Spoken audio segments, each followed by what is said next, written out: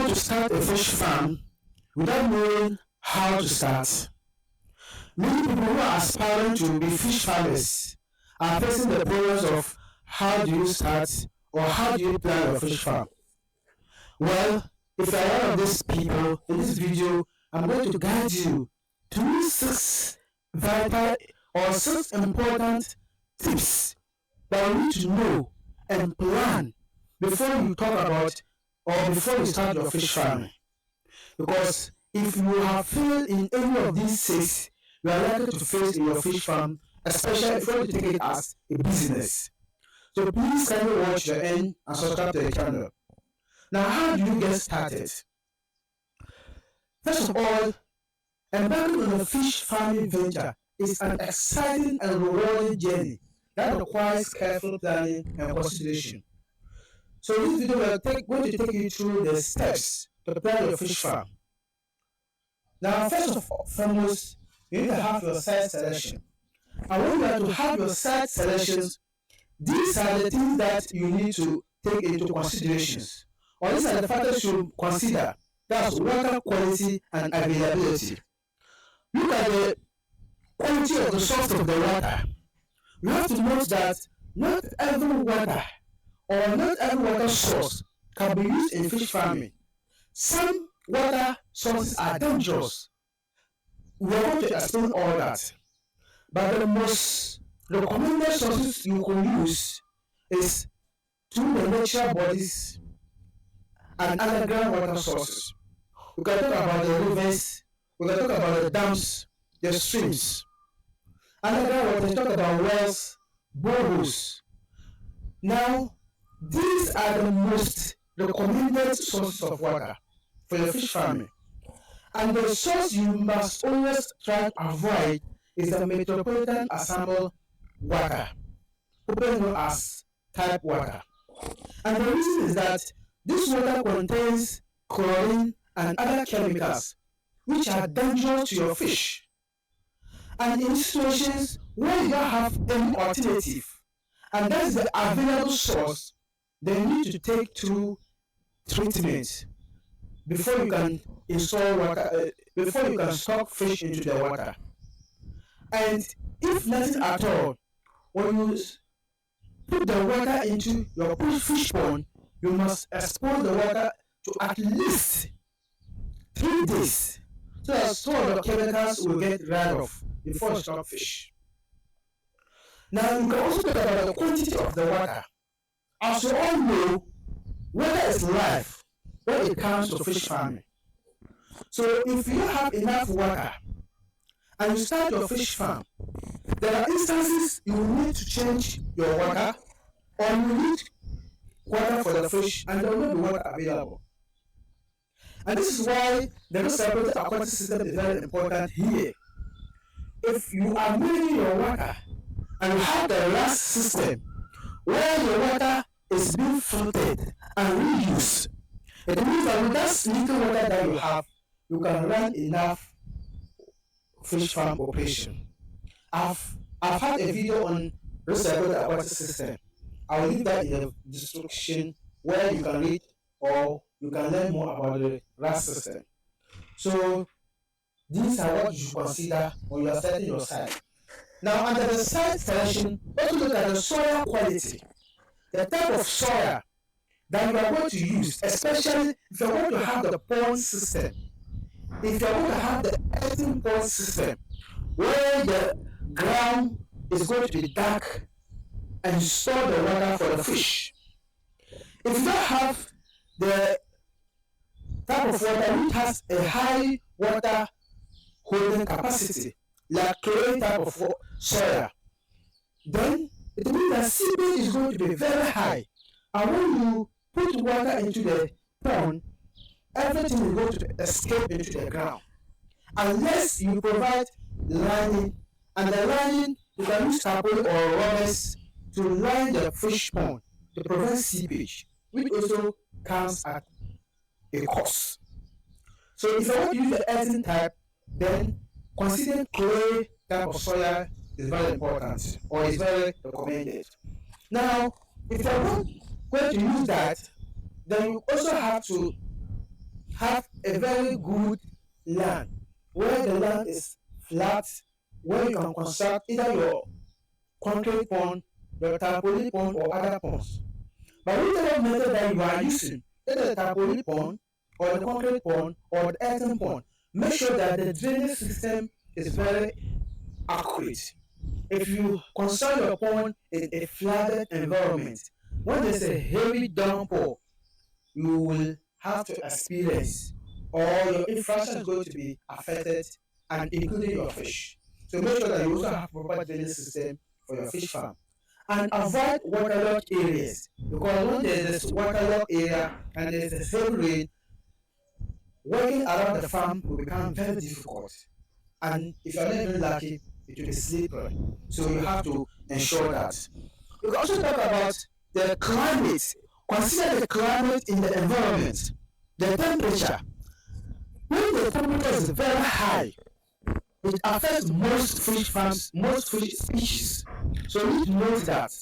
So in environments or in places where the temperature is very high, if you are continuing to establish a fish farm, then you need to have what we call sunlight tarpaulin system, where it's going to reduce the sunlight to the recommended stage. So you provide the shade, and then it will protect the fish ponds, and that will not make the water in the fish pond to get heat and cause stress and affect the fish. I'm going to leave down a link to this sunlight tarpaulin where you can check them out. And places where the temperature is also very cold, you can put heaters in your fish pond to make it warm and accurate for your fish farm. But note that sunlight is also important to your fish, and they need sunlight for ultimate growth. So exposing your fish pond to at least 6 hours sunlight daily is important. But we are talking about having excessive sunlight, which can cause stress in the fish farm. If you are experiencing said weather, that means that you need to have a sunlight tarpaulin to protect the sun, or you have your fish pond in greenhouse to have as accurate weather as possible. Now, seasonality. Yes, we have different seasons at different geographical locations. So you have to respond to the season and make sure that at each seasonal period you have adjust yourself, or you can adjust yourself to the needs of the fish populations. There are times the weather is very cold, there are times the weather is very hot. You need to have a balance and put systems in place before starting your fish farm. Now let's talk about accessibility. If you are thinking about establishing a fish farm, look at the proximity to the market. Those who are coming to buy your fish, look about the transportation of your fish. If the place is accessible, because some of the customers are likely to purchase the fish and need them live, transporting them live. So if the so good transport system or is not accessible to the market, transporting them is going to be difficult. So there should be road infrastructure in your place, and they should also be close to the market, because if you're going to spend a lot of money to transport your fish into the market too, it's come at a cost. So put all that into consideration. The infrastructure we're talking about is the road network and also electricity. If you're going to use RAS system or other system that requires electricity, all these need to be considered before establishing your fish farm. Now, we will also have land regulations systems. Before you talk about that, look at the zoning laws. When you want to establish your fish farm, there are certain places the prohibit people, or fish farm operations are prohibited in those areas. We need to find out whether it is allowed to operate a fish farm at where you intend to do yours. And that is, if that is approved, and then you talk about or look about the community impact. Think of how it's going to impact the community that you are going to operate, and try to involve the community members. Tell them about your initiative, about your plans. and see whether they are ready to cooperate with you. And when they agree, you also need to agree to them, their suggestions and their opinions in order to have a smooth farm. So consulting your fish farm operation community is very important. As I'm operating my fish farm, I used to dump my dead fish just by in a nearby bush. One day the community members approached me that the fish, the dead fish is always smelling, and they want to suggest that I should always bury them. And I agreed to them, and I started burying them. Since then, I never had any issue with them.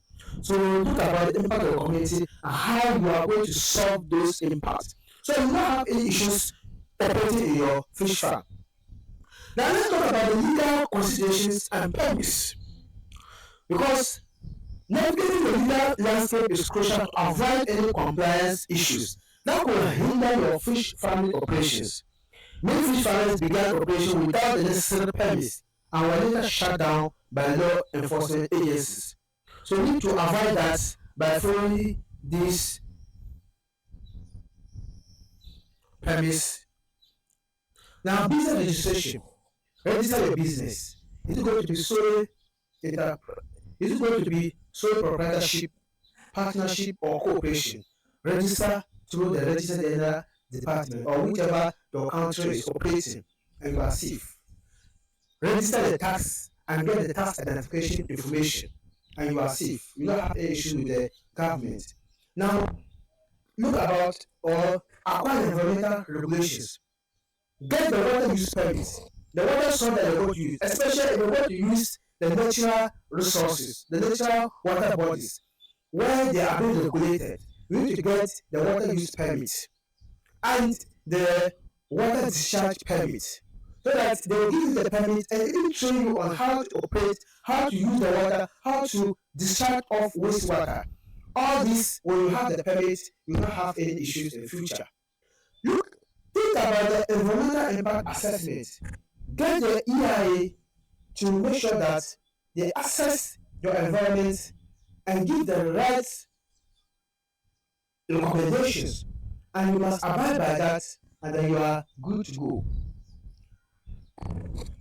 Health and safety regulations.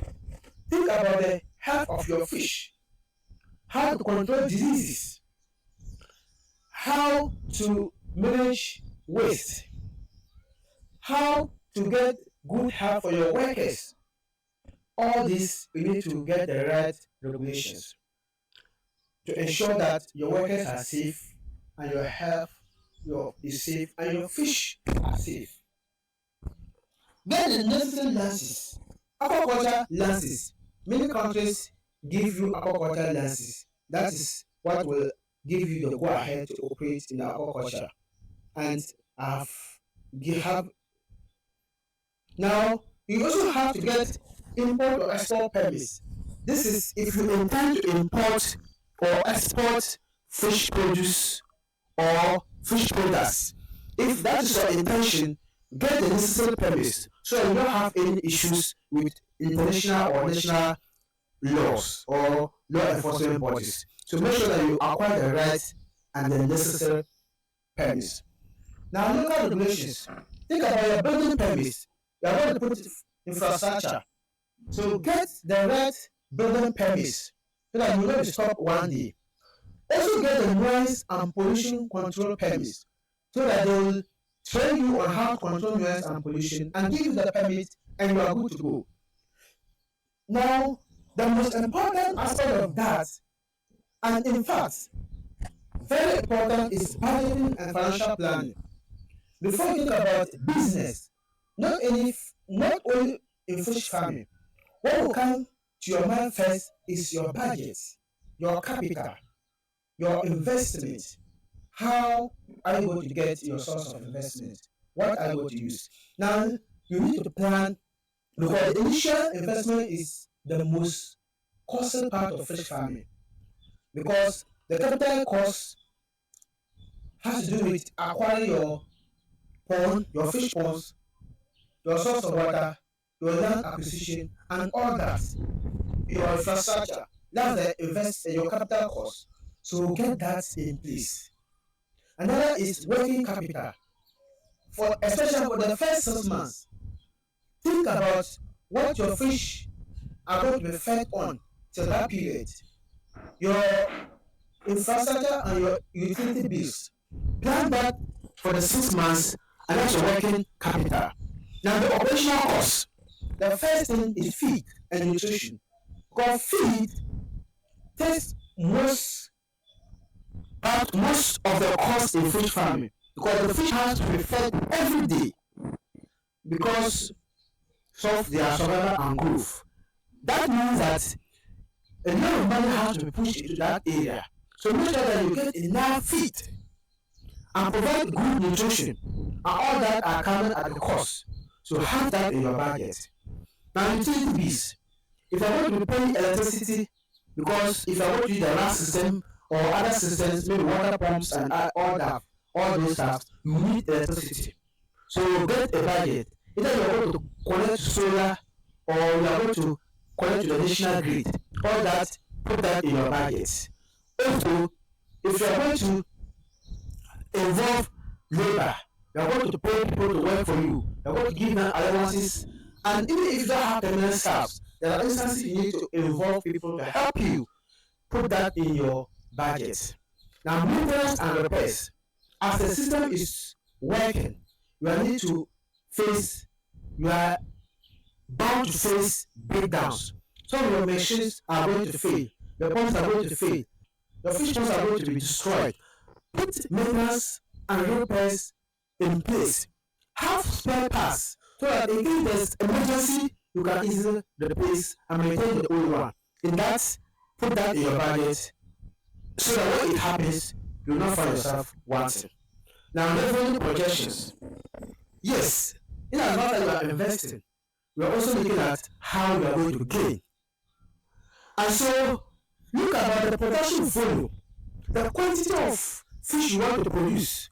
That will also be determined by the size of the fish pond, the type of fish species, and the market. So, if you are going into the business, look into that. What kind of quantity of fish that you want to produce, and consider that. Now, market prices. Do your market research to know the market price of your fish. Also make sure that you don't sell or don't produce catfish when your market demands is tilapia, or don't produce tilapia when your market is catfish. So do market research to know the market demand. Those who are going to buy your fish, what type of fish species do they want, and then you produce accordingly. And then the price, find out how much they are selling fish, and then you factor in your production cost and know how much you're going to price, so that you will not run at a loss, and then you will not also have people who will not be able to buy your fish. So you have a start balance. And now you also have to look at diversification of your income. If only selling your fish might not make you rich, because when you produce the fish,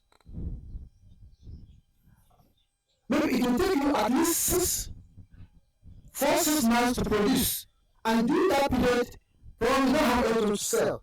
So you can also look about, or you can also think about selling fish feed, fish products, and whatever that will bring you extra cash. So you need to also think about diversification. These are options, but at least it will help you if you want to be more successful in the business. Now, let's look about the financial risk management. In as much as you are thinking about making profit, also know that there are unforeseen circumstances that can cause you financial loss. So think about management when it happens. So first of all, you can look about insurance. We need to insure your fish farm, register the right insurance companies, so that in instances where the insurance companies need to come in and support you when there's natural disaster, then that is highly recommended. Also put contingency fund, like I said earlier. In as much as you are in the business and you are thinking about profit, they are likely to have breakdowns and losses. So you have some funds down so that when any unforeseen circumstances happen, you can know how to take care of that. Now, also keep record, financial record in your farm. As you are feeding your fish, the quantity of fish that they eat, the time of feeding, record everything. Especially if you're a beginner, these records will always help you in your journey. Mortality, when the fish die, record that. What caused the death? Is it by cannibalism? We talk more about cannibalism. That's when fish are eating themselves. Is it caused by disease? Record all that. And then at the end of the day, you can know your mortality rate and it's going to help you. Now, accounting system. Keep records of your income and expenditure. Anything you purchase, record it. Anything that comes in, record it. So that at the end of the day, you can do your calculations and you're able to tell after you do your audit whether you are running at a loss or you are running profit. And that will help you to make important decisions. But note, your first time second produce, your first production, second production, don't expect big profits because the kind of money that you're going to push in the initial investment is going to be very high. But when you are consistent and you gain experience and your production scale up, then you can think about making more profit in your farm. The last thing I have to talk about is providing security for your farm. Yes, we have had instances where fish are being stolen in farms. I know a friend who started with 2 ponds, 500 capacity each, capillary ponds. And just when the fish were getting ready to harvest, some unscrupulous people went there, harvested the fish, and even perforated the pond, capillary pond with holes, and then the water ran out. And they harvested the fish away. You need to provide security for your fish. Fence the place either by fencing it with a wall or wire or whatever that will prevent it. And if possible, provide CC cameras and even have a watch person, a watchman, a security person, or a security man, just to protect your farm. Even if not harvest, there are unscrupulous people who can even poison your fish pond. They will poison the water and all the fish will die. Make sure that there is security. Let me even share with you this very important story. A fisherman, one of my best friends, he will share a story with us at one of our fishers meeting. He went to a village when he was to start because in that village they have a good source of water, enough water, which he thought that he could put up a very nice fish farm and operate. So he went and informed the opinion leaders about the fish farm, his intention to put up a fish farm. So the opinion leader gave the permission. But he wanted to do his community research. What I told you earlier. So he went to the community, they were having some discussion. So he was with some group of gentlemen. They didn't know he was the one who came to put up a fish farm, but they heard about it. They heard that someone was coming to put up a fish farm. So there was a conversation, and the other person asked the other man, have you heard that someone is coming to put up a fish farm here again? And I said, yes, I've heard it. And the man said, don't mind him. Even our own, we even stole it. Let the talk of his senior's own. So the man said, what is happening? Then he tried to inquire further, only to be told that one NGO came to the community and set up a fish farm for the community members, and another community, there two communities close to each other, so that each of them will be looking up to the farm. Just a way of economically empowering them. So they gave them the fingerlings, the fish ponds, the feed. This part was just to take good care of the farm, manage it till the harvest. So when the fish was about to harvest, the chairperson of that same group was having a naming ceremony. Some of them went and sold the fish and was sold it to a chairman to do his naming ceremony. He also bought the fish and didn't even know. So he thought they went and having the fish in the dam. So when the NGO came and there wasn't any fish, so they had a meeting and then you ask, and then they said, oh, there are people, and chairman himself was surprised. They told chairman, the food that we bought for naming ceremony was that fish. The man said, okay. Then the man ran away. He didn't continue with the farm. So, that is it. In that security, otherwise, you will spend a lot and someone will steal the fish from your farm. So, provide that security. So, please, kindly subscribe to this channel. I'm trying to help ourselves and my colleague fish farmers. I've written a very comprehensive aquaculture guide or fish farming book from setup to harvest. I'll leave a link in the description. You can check it out, and that book can guide you tremendously in your journey. Thank you very much for watching. Kindly subscribe to the channel. My name is Abdulaziz Issa, and this is Fako Aquaponics.